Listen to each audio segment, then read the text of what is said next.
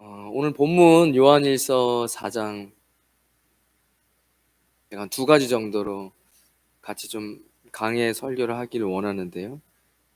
하나는 하나님의 영과 적그리스도의 영이 있다는 것. 4장에 이 두 개 나눠집니다. 두 번째는 사랑을 해야 한다. 이것이죠. 교회가 부흥하기를 기도하죠. 늘 기도하는데 머릿속으로는 뭐 이런 것도 해야 되고 저런 것도 필요하고 이런 생각들이 많이 드는데 기도하면 사랑해야 한다라는 이런 늘 생각밖에는 들지 않습니다. 그래서 현실적으로 필요한 것들을 또 이렇게 세워나가고 해야 되겠지만 그것이 무엇을 하더라도 사랑이 없다면 큰 의미가 없구나 이런 생각을 해보는 거죠. 재정에 대해서도 많이 생각합니다. 성도님들이 재정적으로 좀 풍요로웠으면 좋겠다. 하나님의 축복이 있었으면 좋겠다. 그런 기도를 의외로 많이 하거든요. 그런데 그렇게 축복을 받았는데 하나님 나라와 전혀 상관이 없다면 아무 의미가 없습니다. 사실은. 우리는 많이 보죠. 뭐 특별히 많이 봐요.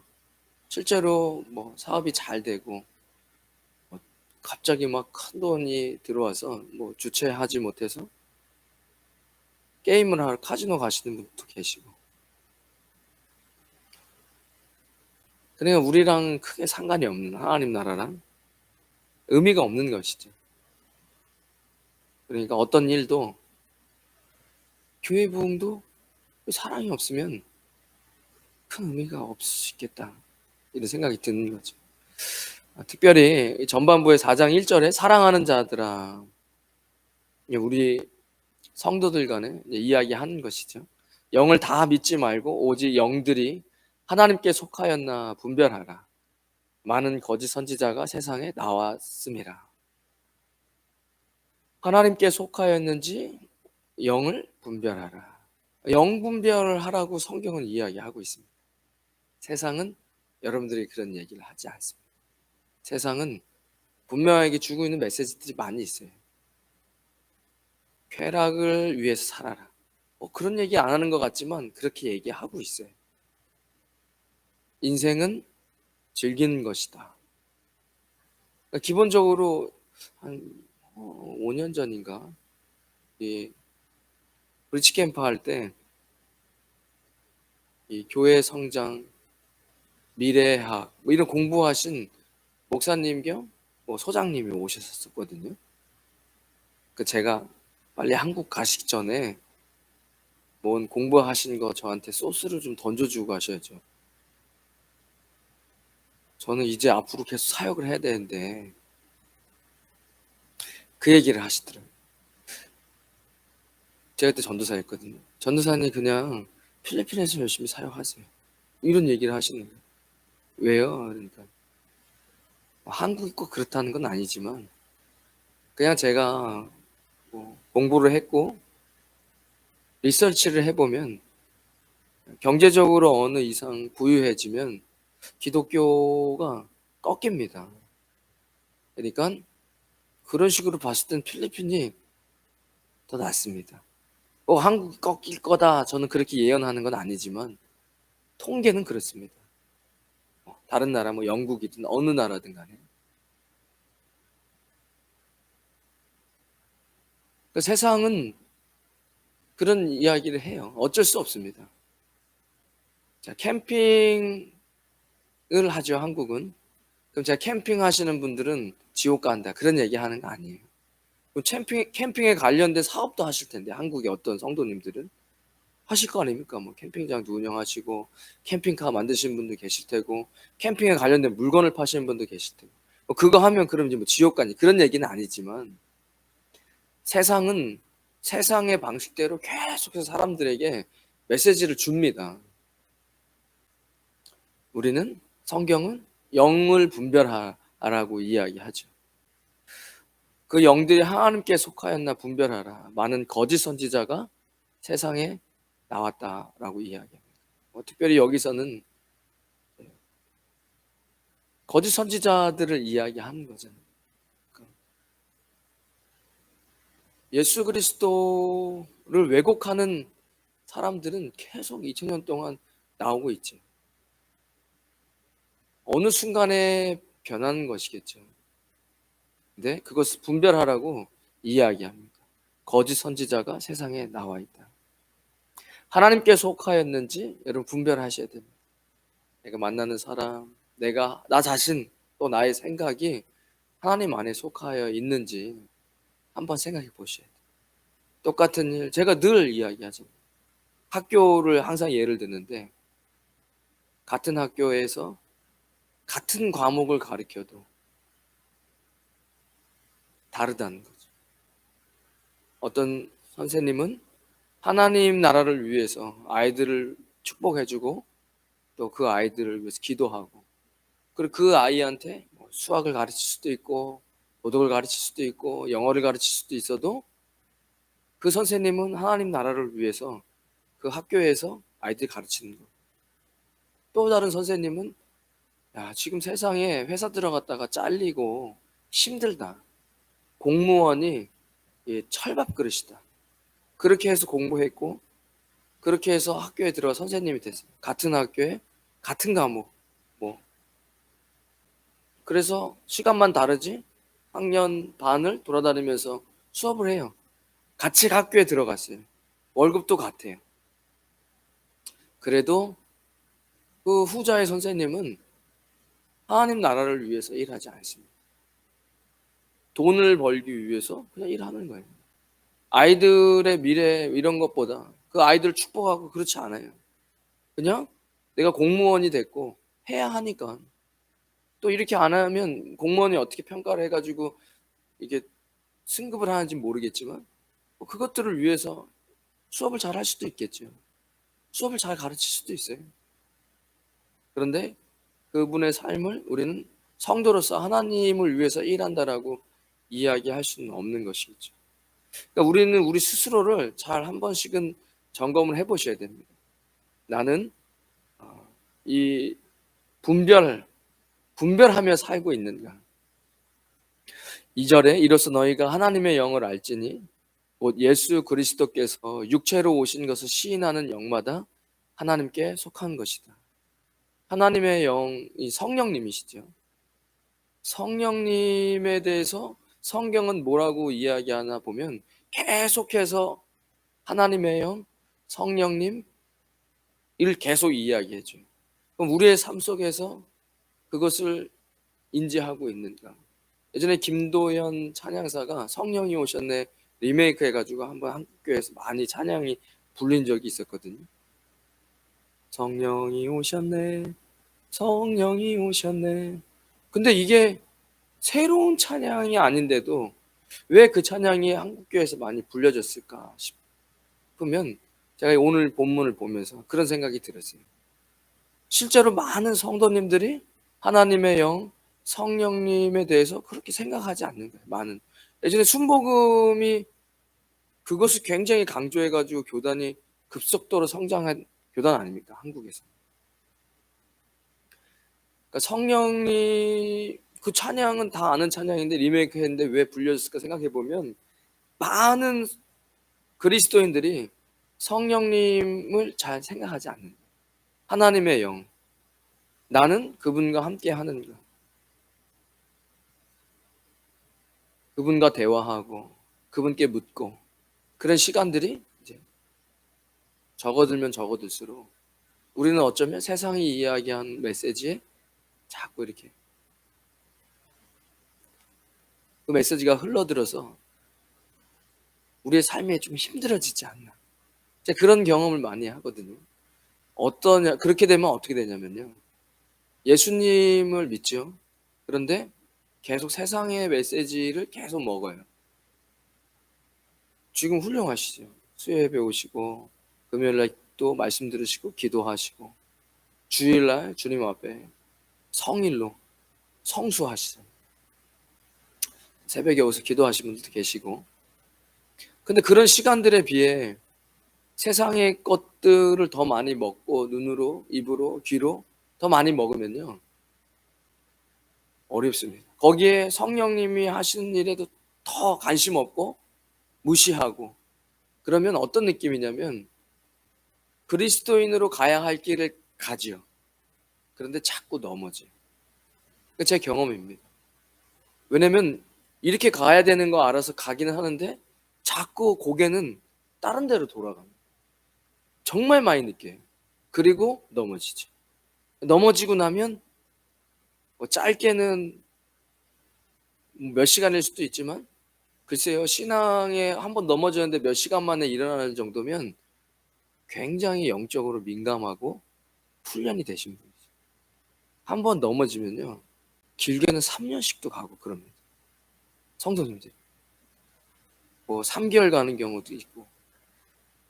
그 넘어지고 나서 바로 엎드려서 주님 앞에 기도하고 회개하고, 그래도 막 하다니 그거 갖고 안 돼라고 하지만 말씀을 붙잡고 기도해서 나를 완전히 주님 앞에 다시 그리스도의 보혈로 씻고 온전하게 다시 선다는 것이 굉장히 영적으로 훈련이 돼야 되는 거잖아요. 그게 안 되면 다른 데 쳐다보죠. 왜죠? 세상의 황금이 자꾸 눈에 들어오는 거예요. 왜냐면 모든 세상은 다 그 길로 가야 한다고 이야기하고 굉장히 많은 사람들이 그 길로 막 우르르 가고 있거든요. 불안할 수밖에 없어요. 그 예전에 보면 실험 카메라 하면 뭐 갑자기 사람들 막 뛰잖아요. 그럼 막 뭐야 하고 막 같이 뛰는. 그 왜 같이 뛰겠습니까? 뭔가 같이 안 뛰면 불안한 게 사람의 심리죠. 그러니까 멸망으로 인도하는 문은 크고 넓어서 가는 사람들이 많아요. 근데 그 많이 걸어도 가는데 거기에 눈으로 보고 듣고 이런 것들, 세상 것이 너무 많이 들어오면 자꾸 고개가 글로 돌아가요. 그러니까 이쪽으로 우린 걸어가야 되는데 넘어지죠. 여러분 그렇게 하시면 안 됩니다. 제가 지금 영분별하다가 여러분 스스로를 말씀으로 자꾸 비춰보셔야 돼요. 그렇지 않으면 내 고개가 지금 어디를 향해서 달려가고 있는지, 다리는 일로 가야 되는 걸 알면서 자꾸 고개를 돌리면 넘어지는 거죠. 3절에 예수님을 시인하지 아니하는 영마다 하나님께 속한 것이 아니니 이것이 곧 적그리스도의 영이니라. 오리라 한 말을 너희가 들었거니와 지금 벌써 세상에 있느니라. 세상은요, 적그리스도로 분명하게 행동되어지는 것들이 있어요. 그게 2000년 전에도 그랬고 구약 시대에도 마찬가지고. 바벨탑, 대표적인 것들 있잖아요. 선악과를 따먹는 거, 내가 신이 되려고 하는 거, 니무롯. 그렇죠? 내가 세계를 통치하는데 다른 나라 왕은 안 돼. 내가 전 세계를 통치해야 돼. 전 세계를 통합하고 내가 신이 돼야 돼. 니무롯이 나오잖아요. 하나님 언어를 나누시지만 사람은 계속해서 바벨탑을 쌓고 있어요. 적그리스도의 모형이죠. 지금도 마찬가지. 지금도 전 세계를 통합하고 싶어 하고, 그리고 그 권력을 갖고 있는 사람은 권력을 나누고 싶지 않고, 하나님께서 나누어 놓은 것을 다시 통합해서 내가 완전한 그들 위에 왕이 되고 그 왕을 넘어서 이제 신이 되려고 하는 그런 모습은 계속 있어 온 거잖아요. 역사 속에서 적그리스도의 모습이죠. 그리고 그들은 하나님을 인정하지 않고 자신이 신이 되려고 하기 때문에, 특별히 여기서는 예수님을 시인하지 않는, 그것은 이제 우리는 이제 흔히 이단이라고도 이야기하고 사이비라고도 이야기해요. 여러분들 이렇게 세계 수많은 교회들이 있잖아요. 괜찮습니다. 그 교회가 그냥 하나님께서 그렇게 해서 그 역할을 감당하고 있는 것으로도 충분히 훌륭한 목사님들이시고 그렇게 쓰임 받으신, 이제 교회가 성장하고 건강하게 성장해야 되는 것은 맞지만 이게 지나치게 문제가 나중에 돼서 예수님의 신성, 예수님의 인성, 이 부분이 계속 왜곡이 되잖아요. 한국에 지금 벌써 수년째 문제를 일으키고 있는 신천지도 보면 결국엔 예수님의 신성과 인성을 문제 삼고, 그리고 내가 이제 다시 온 거다, 뭐 이렇게 얘기하잖아요. 예수님을 자꾸 건드리죠. 그러면 이제 이단이 되고 사비가 되고 하는 겁니다. 그런데 그 안에 기적이 있고 그 안에 엄청난 막 이적이 벌어져요. 그런데 예수님은 온데간데 사라지죠. 여러분, 예수님을 잘 시인하고 말씀대로 잘 그냥 말씀이 예배 가운데 함께하고 그 안에서 그렇게 하나님 뜻대로 살아가면 괜찮습니다. 예수님이 엄하게 이야기하고 이단으로 빠지면서 교회가 막 성장해, 거기서 막 악한 영의 역사도 있고 막 뭐 기적 같은 것들이 있어서 그게 뭐 중요합니까? 그렇게 하다가 영혼이 다 파산되고 영혼 사냥꾼의 영혼이 다 후킹돼 버리면, 그러면 그것은 문제가 있는 거죠. 여러분, 말씀을 들으시죠? 이 말씀을 잘 삶에 여러분 적용하셔야 됩니다. 영을 분별하라고 했을 때 여러분들 안에 나는 성령님 안에 충만한가? 나는 내 안에 세상의 것들이 들어와 있지는 않은가? 이런 것들을 좀 분별하는 시간이 있었으면 좋겠다, 그런 생각을 좀 해보게 되었습니다. 그게 안 되면 자꾸 넘어져. 신앙생활은 자꾸 넘어지고 성장이 아니라 자꾸 슬럼프가 오는, 아니, 신기루입니다. 그렇게 황금을 찾아가지만 그곳에 참된 행복은 없습니다. 단언컨대 없습니다. 4절에 자녀들아 너희는 하나님께 속하였고 또 그들을 이기었나니 이는 너희 안에 계신 이가 세상에 있는 자보다 크심이라. 아멘입니다. 우리 안에 계신 하나님의 영, 성령님, 그리스도의 영이 세상을 넉넉하게 이기게 할 수 있고 이미 세상을 이기셨습니다. 세상에서 가장 강한 게 뭔지 아십니까? 세상에서 가장 강한 건 죽음이에요. 세상이 결국엔 이 땅에 있는 사람을 위협할 수 있는 가장 큰 무기는 죽음입니다. 왜 예수님께 사망 권세를 깨뜨리시고 부활하셨습니까? 세상에서 가장 큰 위협이 되는 거예요. 그러니까 넉넉히 예수님께서 이 세상에 있는 자보다 크시고 이 세상을 예수님께서 이기시고 승리하셨죠. 무엇으로 해요? 예수님 부활하심으로. 그 부활하신 예수님이 우리와 함께 하시고 그 그리스도의 영, 하나님의 영이 우리 안에 충만할 때 우리의 삶은 평안한 것입니다.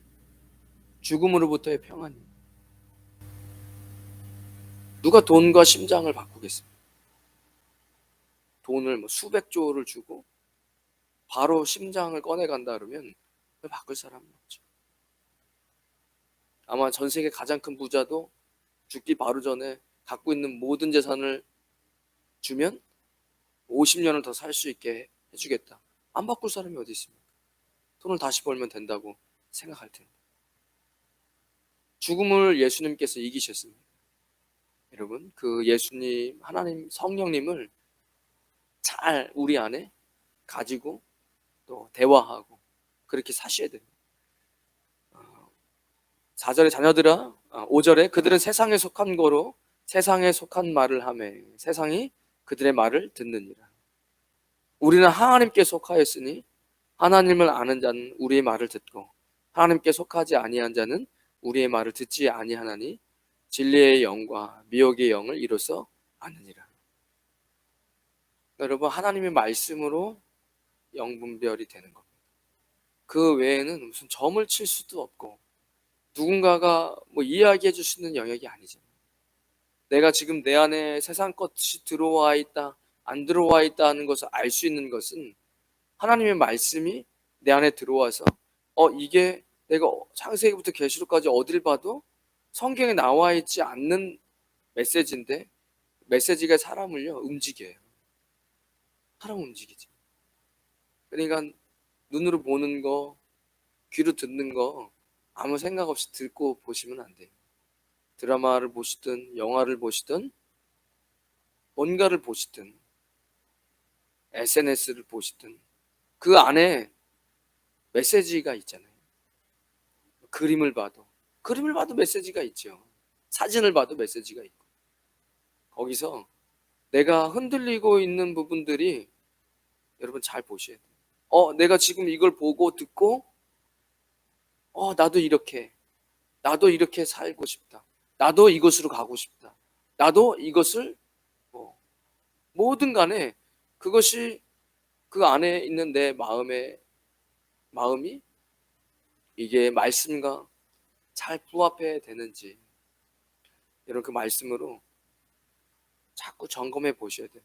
왜냐하면 성경은 하나님의 영과 이런 세상의 것, 특별히 성경이 이야기하는 것과 완전히 반대되는 것을 이야기하는 메시지들도 의외로 많아요. 성경은 이제 그리고 나서 7절부터 제가 이제 요거 좀 이야기하고 말씀을 마치겠는데, 성경은 분명하게 뭘 이야기하죠? 사랑을 하라고 이야기하잖아요. 여러분 일본 애니메이션 여기 특별히 일본 애니메이션 보는 분들은 안 계시겠지만 전 세계적으로 일본 애니메이션이 좀 유명하죠. 또 이제 영화나 이런 것들을 보면요, 정확하게 그 영화나 이런 드라마에서 이야기하고 있는 중심 메시지가 뭐냐면 복수예요. 그럼 이건 적그리스도죠. 왜죠? 성경은 사랑이라고 이야기했고 지금 드라마에서 이야기하는 건 복수예요. 그죠? 정반대죠. 용서하고 이해해 주는 것과 받은 만큼 두 배로 돌려줘요. 여러분 그런 영화 대박 칩니다. 대박 치고 있어요. 이건 수십 년 전부터 대박 치고 있는 거예요. 뭐 그런 것들 있잖아요. 이렇게 복수를 대신한 사람에게 죄가 있어요. 그런데 아직 회개를 안 했어요. 그것 때문에 저 사람의 주 상처를 나도 좀 대갚아 주고 싶은데, 그죠? 대갚아 주고 싶은데 하는데 안 하고 있어요. 왜냐면 그래도 양심상 이렇게 하는 건 너무 좀 악한 건데. 그런데 영화에서 뭐 하죠? 복수해요. 아주 잔인하게. 거기서 대리만족을 느끼잖아요. 내가 하고 싶은 복수를 영화에서 이렇게 해주는 그런 것들을 계속 보면 그 메시지는요, 정확하게 뭘 얘기해 주고 있냐면 너도 그렇게 해. 너도 그렇게 해. 이 얘기를 계속 하고 있는 거예요. 그런 드라마가 얼마나 많은지 몰라요. 그 안에 얼마나 재미있게 웃음도 넣고 뭐 사랑 코드도 넣고 유머도 넣고 그리고 시나리오 자체를 재미있게 막 쓰고, 그렇지만 중심적으로 해주는 얘기는 복수하라는 거예요. 층간소음으로 사람 찌르고 하는 일들이 왜 벌어지겠습니까? 예전에는 안 떠들었습니까? 옆집에. 그러니까 자기 안에 있는 그런 어떤 짜증나거나 이런 것들을 그냥 참고 있었는데 계속 하나님은 사랑하라고 이야기하는데 세상은 아니야. 복수하는 거야. 그래야 통쾌해. 그러니까 사람들이 이제 그런 것들을 계속 보니까 복수하죠. 용서가 어디 있습니까? 받은 걸로 두 배로 갚아주는 그런 드라마들이 많이 있죠. 막장 드라마 마찬가지. 7절에 제가 이 4장을 좀 보면서 이런 생각을 해봤어요. 성령님께 함께하는 사람, 사랑이 있는 사람, 예수님을 믿는 사람, 사랑이 있는 사람, 주님을 따르는 이 성도는 사랑이 있는. 4절부터 사실 4절 1절부터 6절까지는 이단에 관련된, 그리스도를 인정하지 않고 그리스도를 하나님의 아들이라 인정하지 않고 인간의 몸으로 오셨다는 걸 인정하지 않고 너무 영적으로 이상하게 빠져버리는, 아니면 하나님의 아들이라고 인정하지 않는,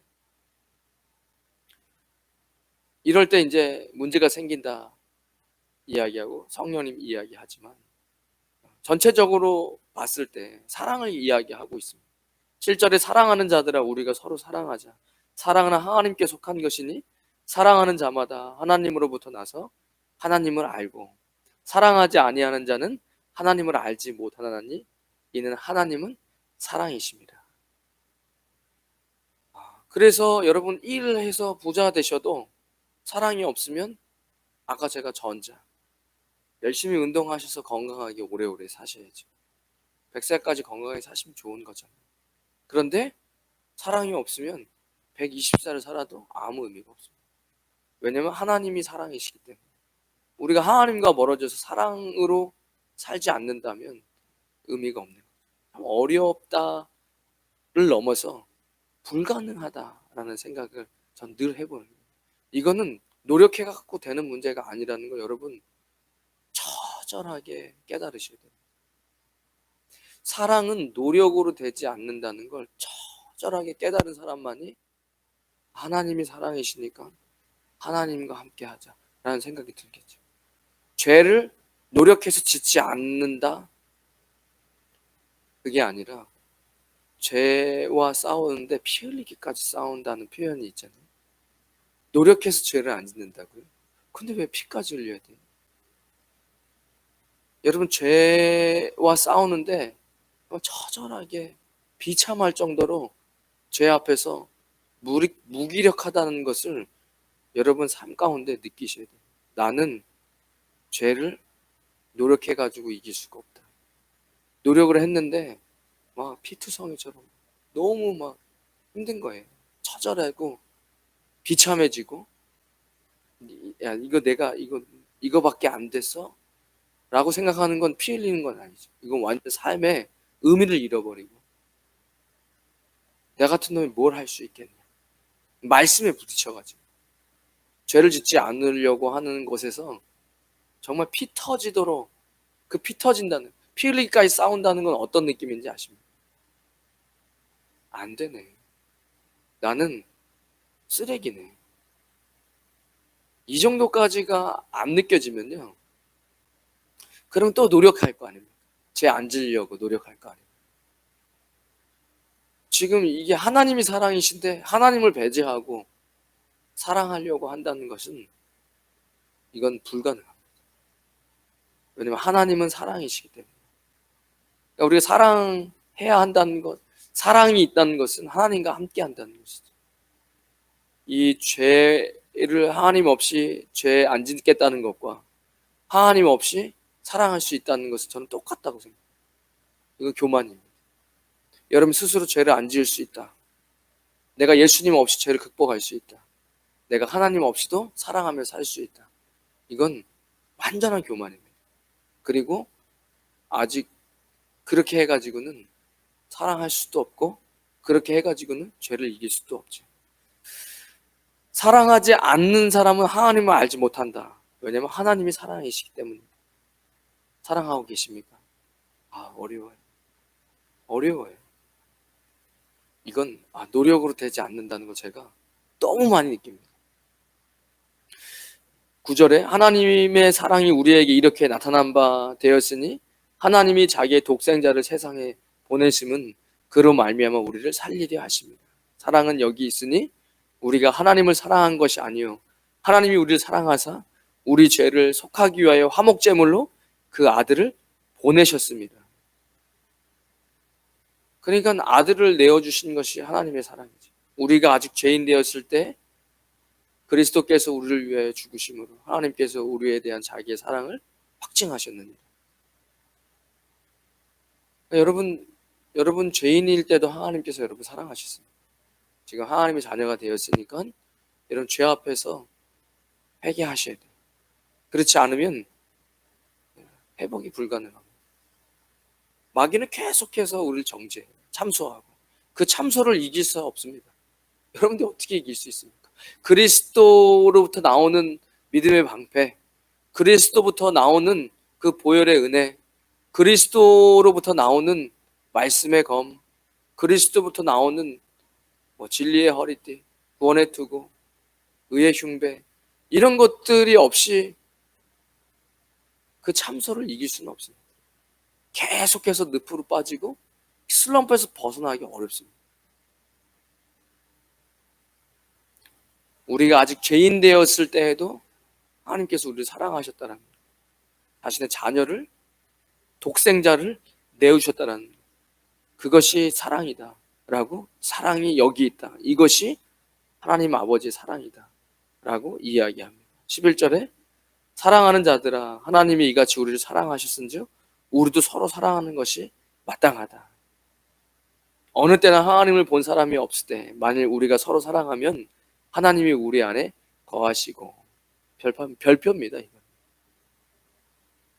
하나님을 본 사람이 없지만 우리가 서로 사랑하면 하나님이 우리 안에 거하시는 것이다. 어려워요. 어렵습니다. 그가 그리스도인이고 나도 그리스도인인데도 사랑하기가 어려워요. 나와 다른 점들도 많고 내가 싫어하는 것들을 또 행동할 때가 있으니까 사랑으로 서로 세워가고 해야 하는데 그게 쉽지 않죠. 그래서 서로 사랑하면, 그러면 우리 안에 하나님이 계신 것을 알 수 있다라고 이야기하시죠. 예수님도 그 이야기를 하시는 거예요. 너희가 서로 사랑하면 세상 사람들도 너희가 내 제자인 것을 알 것이다 라고 이야기합니다. 13절에 그의 성령을 우리에게 주심으로 우리가 그 안에 거하고 그가 우리 안에 거하시는 줄을 아느니라. 아버지가 아들을 세상의 구주로 보내신 것을 우리가 보았고 또 증언하노니 누구든지 예수를 하나님의 아들이라 시인하면 하나님이 그의 안에 거하시고 그도 하나님 안에 거하느니라. 예수님을 이론적으로 만날 수는 없습니다. 그냥 성령님께서 역사하셔서 예수 그리스도가 하나님의 아들이신데, 그분이 죄 없는 분이신데 나 때문에, 내 죄 때문에 십자가에 죽으신 것이, 그게 깨달아지잖아요. 깨달아지고 믿어지고 성령님께서 하시는 것이죠. 우리는 그렇게 성령님이 우리 안에 들어오신 것이죠. 근데 그 성령님을 자꾸 우리가 무시하고 우리의 삶 가운데 대화하지 않고 기도하지 않는다면, 그러면 사랑하기 어렵습니다. 여러분 그 사실 꼭 아셔야 돼요. 왜 누군가를 미워하고 질투하고 싫은 사람과 함께해서 그 사람과 싸우는 인생보다 사랑하며 사는 인생이 훨씬 좋습니다. 근데 그게 잘 안 되죠. 공동체 안에도 마찬가지예요. 공동체 안에서도 똑같이 예수님을 서로 믿는데 근데 그 사람이 싫어요. 이건 우리 안에 있는 죄성이에요. 내 죄성을 없앨 수 있는 건 그리스도의 성령의 불입니다. 성령의 불로 태울 수밖에 없어요. 그렇지 않고는 평생이에요. 그 사람이 잘못했을 수도 있어요. 근데 그게 너무 꼴보기 싫어. 그게 너무 싫어. 그 안에 미움이죠. 그거는요 우리의 삶을 계속 힘들게 하는 거죠. 예수님 뭐라 그러죠? 아니야, 그러지 말고 사랑하자. 우리 용서하자. 그러니까 누군가가 잘못했을 수 있어요. 근데 누구는 그 사람을 이해하고 용서해줘. 그리고 그거에 대해서 또 잘 사랑으로 권면하고 세워서 관계를 회복하고 서로 사랑하면서 살아요. 누구는 그게 안 돼. 계속 미워하는 거예요. 그러면 행복하지 않습니다. 그러면 하나님의 사람으로 계속 살기가 어려운 거죠. 계속 미움으로 우리가 살아간다면, 그러면 주님 앞에 주님 도와주세요 기도하시고, 하나님 도와주세요. 저 사람이 잘못한 건 중요한 게 아니에요. 내 안에 지금 미움이 가득 찬 게 그게 너무 고통스러운 거죠. 그래서 하나님 우리에게 사랑하라고 이야기하시고, 사랑이 안 돼, 노력해서 사랑이 되지 않아, 나를 채워야 돼. 말씀으로 채우고 예수님으로 채우고 성령님으로 채울 때 이게 다 동일한 거잖아요. 태초에 말씀이 계시니 말씀이 곧 하나님이시다. 말씀이 육신이 되어 이 땅에 오셨으니 예수 그리스도다. 그 예수 그리스도께서 승천하시면서 그리스도의 영, 하나님의 영을 너희에게 보내겠다. 이게 뭐 삼위일체예요. 하나님. 그러니까 여러분 말씀을 결국엔 채우셔야 돼요. 말씀을 듣고 말씀을 읽으시고 말씀 묵상하시고. 성령님께 기도하시고 대화하시고 내 미워하는 이 마음을 보고 하나님 이게 좋지 않습니다. 이것 때문에 너무 아픕니다. 주님 저를 불쌍히 여겨주세요. 행복하게 살고 싶습니다. 부유하고 여유롭게 살고 싶습니다. 그런데 자꾸 이게 똑같아요. 마음에 미움이 가득 찬 것과 돈은 계속 버는데 내 마음에 물질적인 여유는 없는, 돈은 버는데 물질의 여유가 없는, 사이다를 계속 마시는데 목은 마른, 비슷한 거죠. 그때는 여러분 마음을 찢으셔야 됩니다. 그렇지 않으면 안 돼요. 오늘 본문에서 그 이야기 하는 것이죠. 여러분 영분별을 하라고, 세상 것을 들어간 것을 말씀으로 다시 한번 분별하시고, 그리고 여러분 안에 사랑 노력해서 안 됩니다.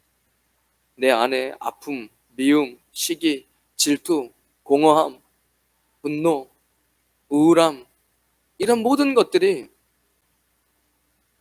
내 노력으로 제일 어려운 것 같아요. 노력해가지고 좋은 목회자가 된다. 너무 힘들 것 같아요. 그럴 때는 하나님 제 안에 사랑이 없는 것 같습니다. 이건 하나님이 내 삶에서 밀려가고 있는 거 아닌가. 오늘 말씀이 그 얘기는 하나님 사랑이신다. 우리 안에 사랑이 사라졌다는 건 내가 이미 하나님으로부터 멀어진 거예요. 하나님이 우리를 떠나지 않습니다.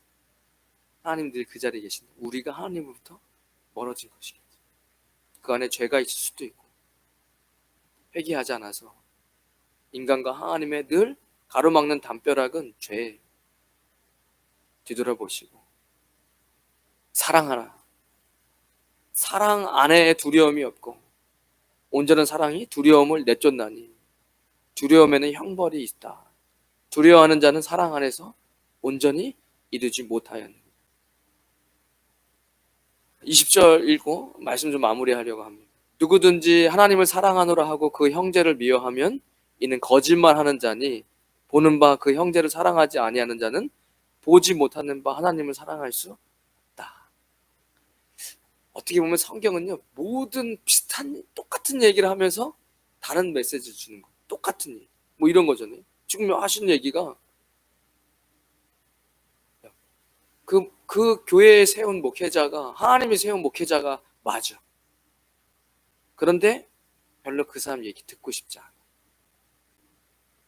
하지만 나는 하나님을 사랑하고 주님의 말씀을 순종. 불가능하다. 예배 나오지 않아요? 나는 예수님 그래도 당신보다 잘 믿어라고 이야기하지만 예배 나오지 않는 분들 많이 봤거든요. 근데 알아요. 교리가 이미 들어와 있어요. 신앙생활 오래 하다가 교회에 상처받아 교회 안 나오는 분들이거든요. 다 알아. 교회가 어떤 곳인지, 예수님 어떤 분이고 다 알아요. 그런데 교회 안 가죠. 그리고 교회 다니는데 실수한 사람한테 저거 봐, 저 교회 다닌다는 사람이 저러고 다니고, 저 교회 다닌다는 사람이 저렇게 세상 것 즐기면서 살고, 이러면서 계속 사람들을 정죄하면서 본인은 정작 예배조차 드리지 않아. 뭐 성경 좀 볼 수 있어요. 그런데 계속 율법적으로만 하는, 그 문제죠. 그러면서 본인은 예수님 잘 믿는다. 잘못된 거죠. 목회자의 말에 순종하지 않아요. 근데 나는 그 목회자의 말에 순종하지 않지만 난 하나님 잘 믿어. 그래도 난 내가 그냥 내 신앙 지켜.